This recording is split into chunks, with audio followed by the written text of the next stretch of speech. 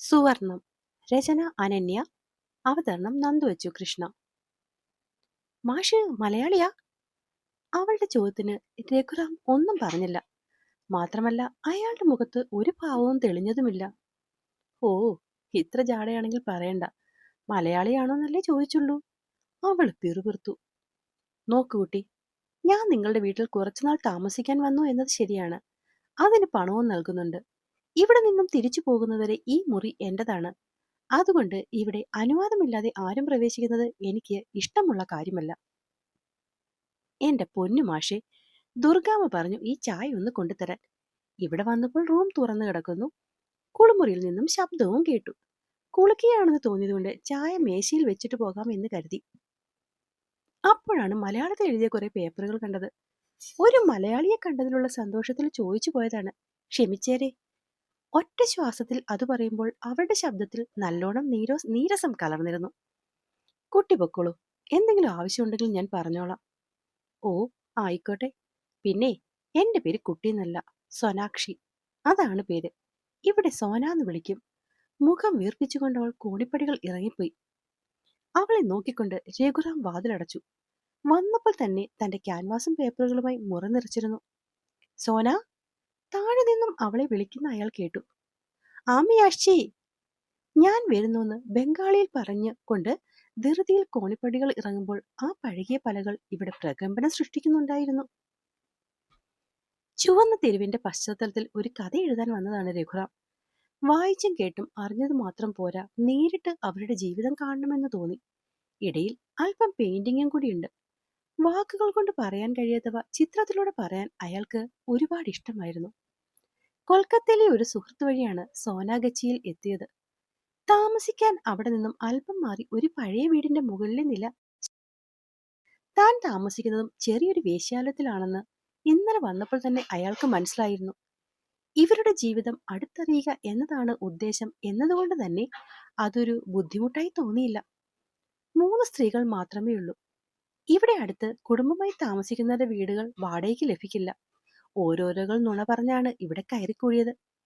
സോനാക്ഷി ഉൾപ്പെടെ ആകെ 3 സ്ത്രീകളാണ് ഇവിടെയുള്ളത്. സോനാക്ഷിയും ശ്വേതയും ദുർഗയും. സോനാക്ഷി 18 വയസ്സുകാരിയാണ്. ശ്വേതയും ദുർഗയും ഏതാണ്ട് ഒരേ പ്രായം.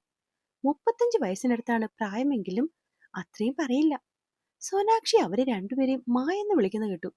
രണ്ടുപേർക്കും അമ്മയുടെ സ്ഥാനമാവണം. വൈകിട്ട് ഭക്ഷണം വാങ്ങാനായാണ് രഘുറാം പിന്നെ പുറത്തിറങ്ങിയത്. മലയാളിയാണല്ലേ? താഴേക്കിറങ്ങിയപ്പോൾ ദുർഗ ചോദിച്ചു. ഞാനും മലയാളിയാണ്. അയാളുടെ കണ്ണിലെ അത്ഭുതം വായിച്ചെന്നോണം അവര് പറഞ്ഞു. രഘുറാം അവരെ ഒന്ന് നോക്കി. വന്നിട്ടിതുവരെ ഇടയ്ക്കൊക്കെ അവരെ കണ്ടിരുന്നെങ്കിലും അങ്ങനെ ശ്രദ്ധിച്ചിരുന്നില്ല. സുന്ദരിയാണ്. അയാൾ പ്രതീക്ഷിച്ചതുപോലെ അധികം ചായങ്ങളൊന്നുമില്ല അവരുടെ മുഖത്ത്. സാധാരണയുള്ളവർക്ക് മുഖത്ത് നല്ല മേക്കപ്പ് കാണുമല്ലോ എന്നാണ് കരുതുക. ദുർഗയെ കണ്ടപ്പോൾ ഒരു ഐശ്വര്യം തോന്നി. ഒരുപാട് അടുപ്പമുള്ള ആരെയോ പോലെ. ദുർഗയ്ക്ക് കസ്റ്റമർ ഇല്ലെന്ന് തോന്നുന്നു. ശ്വേത താൻ താഴേക്ക് വരുമ്പോൾ ഒരു പുരുഷനുമായി മുറിയിലേക്ക് നീങ്ങുന്നത് അയാൾ കണ്ടിരുന്നു. സോനാക്ഷി അവിടെ കണ്ടില്ല. ഒരുപക്ഷെ അവൾക്കുള്ള ആൾ നേരത്തെ വന്നു കാണും. രഘുറാം എന്താണ് ആലോചിക്കുന്നത്? വീണ്ടും ദുർഗ ചോദിച്ചു. ഒന്നുമില്ല. മുഖത്ത് ഒരു പുഞ്ചിരി വ്യക്തിക്കൊണ്ട് അയാൾ പറഞ്ഞു. ഭക്ഷണം വേണമെങ്കിൽ ഇവിടുന്ന് കഴിക്കാൻ കേട്ടോ. എന്നും പുറത്തുനിന്ന് വാങ്ങണമെന്നില്ല. ഞങ്ങൾ ഞങ്ങൾ ഉണ്ടാക്കി തരട്ടെ? വേണ്ട എന്ന് പറയണമെന്നുണ്ടായിരുന്നെങ്കിലും റാമിന് സ്നേഹത്തോടെയുള്ള ആ ചോദ്യത്തിന് അങ്ങനെ പറയാൻ കഴിഞ്ഞില്ല. സമ്മതം എന്ന രീതിയിൽ അയാൾ തലയനക്കി. നവരാത്രി പൂജയ്ക്ക് ഒരുങ്ങി നിൽക്കുന്ന സുന്ദരികളായ ബംഗാൾ സ്ത്രീകളെ ചിത്രത്തിൽ കണ്ടിട്ടുണ്ട്. ദുർഗയെ കണ്ടപ്പോഴും റാമിന് അങ്ങനെ തന്നെയാണ് തോന്നിയത്. അവര് മലയാളിയാകുമെന്ന് ഒരിക്കലും കരുതിയില്ല. എങ്ങനെയാവും ഇവരിവിടെ എത്തിയിട്ടുണ്ടാവുക? 17-ാം വയസ്സിൽ ഇഷ്ടപ്പെട്ട പുരുഷന്റെ കൂടെ ഇറങ്ങിപ്പോന്നതാണ്. വിൽക്കാൻ കൊണ്ടുവന്ന വസ്തുവാണെന്ന് ആ പ്രായത്തിൽ അറിഞ്ഞിരുന്നില്ല. ദുർഗ പറഞ്ഞു നിർത്തിയപ്പോൾ റാം വീണ്ടും അതിശയിച്ചു. താൻ മനസ്സിൽ ചിന്തിച്ചപ്പോഴേക്കും ആ ചിന്തയുടെ അർത്ഥം അവർക്ക് മനസ്സിലായിരുന്നു. ചിലപ്പോൾ ഇവിടെ വരുന്ന എല്ലാ മലയാളികളും അവരോടിത് ചോദിച്ചിട്ടുണ്ടാവും. ഒരു കണക്കിന് നന്നായി. മലയാളം അറിയാവുന്നവരാണെങ്കിൽ തന്റെ കാര്യം എളുപ്പമായി. സംശയങ്ങൾ അവരോട് ചോദിക്കാമല്ലോ. മാഷ് കഥ എഴുതാൻ വന്നതാണല്ലേ? രാവിലെ കാപ്പി കുടിക്കാൻ താഴേക്ക് വന്നപ്പോഴായിരുന്നു സോനയുടെ ചോദ്യം. ഒരു ഞെട്ടലോടെ അവൻ തല ഉയർത്തി. എനിക്കറിയാം, നിങ്ങൾ ഇവിടുത്തെ ജീവിതം പകർത്താൻ വന്നതാണെന്ന്. പലരും ഇങ്ങനെ വരാറുണ്ട്. ചിലർ ക്യാമറ കണ്ണിലൂടെ പകർത്തും, ചിലർ നിങ്ങളെപ്പോലെ അക്ഷരങ്ങളിലൂടെ. ഒന്ന് പറയാം, നിങ്ങൾ എഴുതുന്ന ഓരോ വാക്കിലും ഓരോ ജീവിതമുണ്ടെന്ന് മനസ്സിലാക്കി വേണം എഴുതാൻ. ആദ്യമായി അയാൾ സോനയെ നോക്കി പുഞ്ചിരിച്ചു. അത് പതിഞ്ഞത് പക്ഷേ അവളുടെ ഹൃദയത്തിലായിരുന്നു. ഞാൻ വന്നത് നിങ്ങളെക്കുറിച്ച് എഴുതാനാണെന്നറിഞ്ഞപ്പോൾ സോനാക്ഷി ദേഷ്യപ്പെടുമെന്നാണ് കരുതിയത്.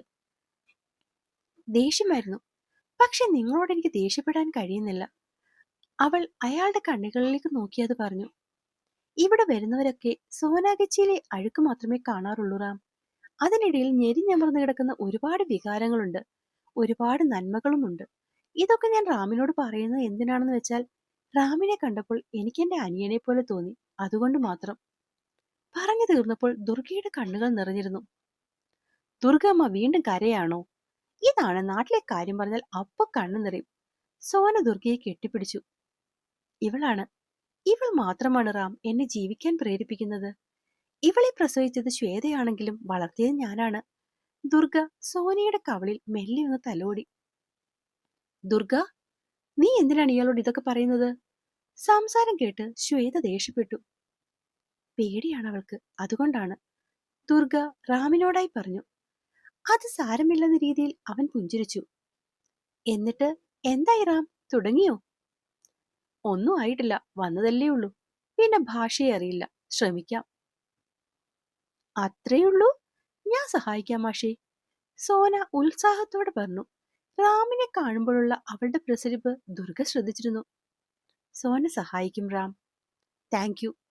റാമിനും ഒരു സഹായി അപ്പോൾ ആവശ്യമായിരുന്നു.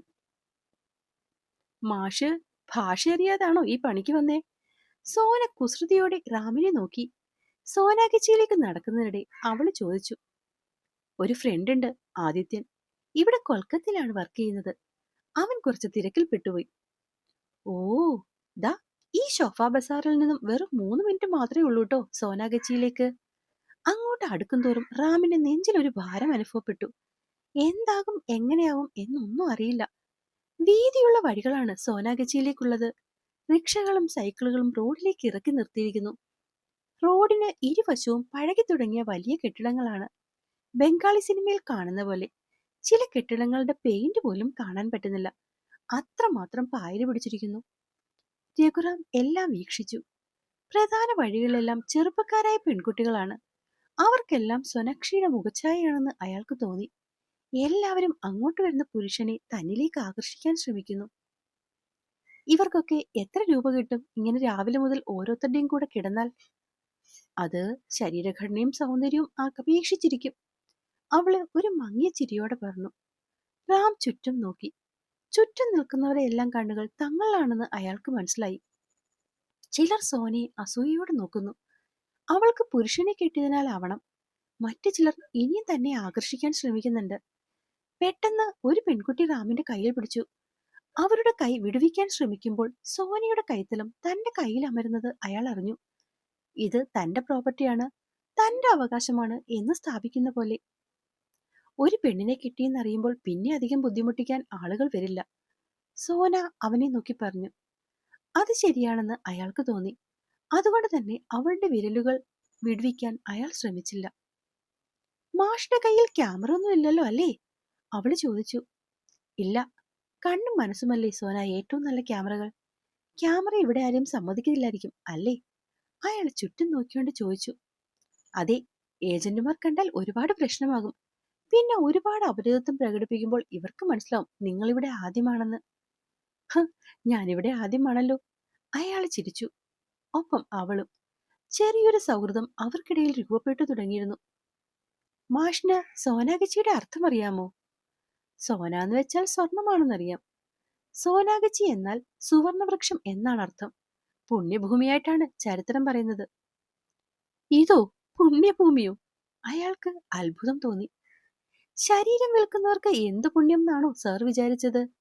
ഇവിടുത്തെ സ്ത്രീകളുടെ പുണ്യമല്ല, ഇവിടേക്ക് വരുന്ന പുരുഷന്മാരുടെ പുണ്യം. റാം സംശയത്തോടെ അവളെ നോക്കി. ആദ്യമായി ഇവിടെ വരുന്ന പുരുഷന്മാരുടെ എല്ലാ നന്മയും ഈ മണ്ണിൽ ചവിട്ടുന്നതോടെ തീരും. അവരുടെ പുണ്യമെല്ലാം ഈ മണ്ണിലുണ്ടെന്നാണ് വിശ്വാസം. റാമിന് അതൊരു പുതിയ അറിവായിരുന്നു. വീണ്ടും റാം തന്റെ നിരീക്ഷണം തുടർന്നു. ഉൾവഴികളിലാണ് പ്രായം ചെന്നവരുടെ സ്ഥാനം. പ്രധാന വഴികളെല്ലാം പുതുതലമുറ കൈയടക്കിയല്ലോ. ചിലർ ഓടി വന്ന് റാമിനെ പിടിച്ചു. അവരിൽ നിന്നൊക്കെ പതിയെ ഒഴിവായി അവർ മുന്നോട്ട് നടന്നു. മുകളിലെ ജനലിലൂടെ താഴേക്ക് നോക്കുന്ന കുറെ കണ്ണുകൾ കണ്ടോ? പലർക്കും ജീവനില്ലെന്ന് തോന്നുന്നില്ലേ? സോന അവനോട് ചോദിച്ചു. സ്വപ്നങ്ങൾ നരച്ചവരാണവർ, അവൾ പതിയെ പറഞ്ഞു. ഇവിടെ എല്ലാവരും ഇഷ്ടത്തോടെ വരുന്നവർ അല്ലല്ലോ. അങ്ങനെയാണെന്ന് മാഷിന് തോന്നുന്നുണ്ടോ? കുറച്ചുപേരൊക്കെ പണമുണ്ടാക്കാൻ ഈ വഴി മനസ്സാൽ സ്വീകരിച്ചു വരുന്നവർ തന്നെയാണ്. നമ്മൾ ഇങ്ങോട്ട് കയറി വന്ന എൻട്രൻസിൽ കുറച്ച് കുട്ടികൾ കളിക്കുന്നത് കണ്ടില്ലേ? അത് ഇവിടുത്തെ കുട്ടികളാണ്. അതിലെ പെൺകുട്ടികൾ വളരുമ്പോൾ തീർച്ചയായും ഇവിടെ തന്നെ കാണും. പിന്നെ ദുർഗാമ്മയെ പോലെ ചതിക്കപ്പെട്ടു വരുന്നവർ. ഇവിടെ പലർക്കും ഏജന്റുമാരുണ്ട്. ദിവസവും ആണുങ്ങളെ ആകർഷിക്കാൻ കഴിഞ്ഞില്ലെങ്കിൽ ഈ ഏജന്റുമാര് അവരെ ബാക്കി വെക്കില്ല. മുന്നിൽ തെളിയുന്ന ജീവിതം നോക്കിക്കാണുകയായിരുന്നു രഘുറാം. വായിച്ചറിഞ്ഞതും ചിത്രത്തിൽ കണ്ടതും മാത്രമല്ല സോനാഗച്ചി.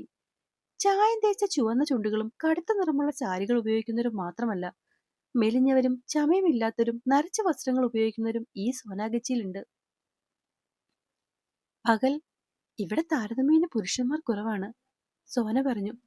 എങ്കിലും അവിടെയും ഇവിടെയുമായി ഉൾവഴികളിൽ പുരുഷന്മാർ ഉണ്ടായിരുന്നു. അവിടെ ഉണ്ടായിരുന്ന പുരുഷന്മാർ ആർത്തിയോടെ സ്ത്രീകളെ നോക്കുന്നു. അവരെ തന്നിലേക്ക് അടുപ്പിക്കാൻ ഓരോ സ്ത്രീകളും ശ്രമിക്കുന്നു. സ്ത്രീകളെ തിരഞ്ഞെടുക്കുന്നവർ അവരെ കാമത്തോടെ ചേർത്ത് പിടിച്ചുകൊണ്ട് തന്നെ മറ്റുള്ളവരെ ചുഴിഞ്ഞു നോക്കുന്നു. അത്തരത്തിലുള്ള നോട്ടം തന്നിലേക്ക് പാളി വീണപ്പോൾ സോന പതിയെ റാമിന് പിറകിലേക്ക് നിന്നു. അവളുടെ ബുദ്ധിമുട്ട് മനസ്സിലായോണം റാം ചേർത്ത് പിടിച്ചുകൊണ്ട് തിരിഞ്ഞു നടന്നു. ആദ്യമായി ഒരു പുരുഷന്റെ സ്വാമീപ്യം തന്നിൽ സുരക്ഷിതത്വം നിറയ്ക്കുന്നത് അവൾ അറിഞ്ഞു. എന്തിനോ അവളുടെ കണ്ണുകൾ നിറഞ്ഞിരുന്നു. തോളോട് ചേർത്ത് തന്നെ പൊതിഞ്ഞു പിടിച്ചിരിക്കുന്ന അവന്റെ കൈകളിൽ അവൾ നോക്കി. കണ്ണുകൾ തമ്മിലുടക്കിയപ്പോൾ അവളുടെ നിറമിഴികൾ അവൻ കണ്ടു. ഉള്ളിലെവിടെയോ അത് നോവുണ്ടാക്കുന്നത് അവൻ അറിഞ്ഞു. സോനയുടെ കണ്ണുകളിൽ ആരാധനയായിരുന്നു, രക്ഷകനോടുള്ള ആരാധന. ഒരുപാട് വൈകുന്നതിന് മുൻപ് പോകണം മാഷി. തിരിച്ച് എൻട്രൻസിലെത്തിയതും അവൾ പറഞ്ഞു. എനിക്ക് കുറച്ചുകൂടി ഇവിടെ പരിചയപ്പെടണം സോന. ഇനി നിന്നാൽ ദുർഗാമ്മ എന്നെ വഴക്കു പറയും. മാഷ് പതുക്കെ പോരെ, ഞാൻ പോവാ. അവന്റെ കയ്യിൽ നിന്നും മാറി അവൾ മുന്നോട്ട് നടന്നു. 2 അടി മുന്നോട്ട് വെച്ചിട്ട് അവൾ തിരിഞ്ഞു. മാഷി. അവനൊന്ന് തിരിഞ്ഞു നോക്കി. ആമി തുമാക്കെ പോച്ചോണ്ടോക്കോരി, അവൾ വളരെ സ്പീഡിൽ പറഞ്ഞു. എന്ത്? അവന് ഒരു വാക്കുപോലും മനസ്സിലായില്ല. ഒന്നുമില്ല, വീട്ടിലേക്ക് വേഗം വരാൻ പറഞ്ഞതാ. അതും പറഞ്ഞവൾ ചിരിച്ചുകൊണ്ട് തിരിഞ്ഞോടി. അവൾ എന്താകും പറഞ്ഞത്? ആരോടെങ്കിലും ചോദിക്കാമെന്ന് വെച്ചാൽ ഒരു വാക്കുപോലും ഓർമ്മയില്ല. പുറത്ത് കച്ചവടക്കാർക്കൊക്കെ അത്യാവശ്യം ഇംഗ്ലീഷ് അറിയാമായിരിക്കണം. ഒന്നും മനസ്സിലായില്ലെങ്കിലും ആ കുസൃതി നിറഞ്ഞ കണ്ണുകളും അത് പറഞ്ഞപ്പോഴുള്ള അവളുടെ ഭാവം ഓർത്തപ്പോൾ എന്തിനെന്നറിയാത്തൊരു ചിരി അവന്റെ ചുണ്ടിൽ വിരിഞ്ഞു. കാത്തിരിക്കാം. അപ്പോ എന്നെ വായിക്കുകയും കേൾക്കുകയും ചെയ്യുന്ന എൻ്റെ കൂട്ടുകാർക്ക് കഥ ഉറപ്പായും ഇഷ്ടമാകും. മുന്നോട്ട് പോകുന്നതല്ലേ ഉള്ളൂ. അപ്പോൾ എന്നെ ഒന്ന് സബ്സ്ക്രൈബ് ചെയ്തുകൂടി ഒപ്പം നിൽക്കണേ. നന്ദി.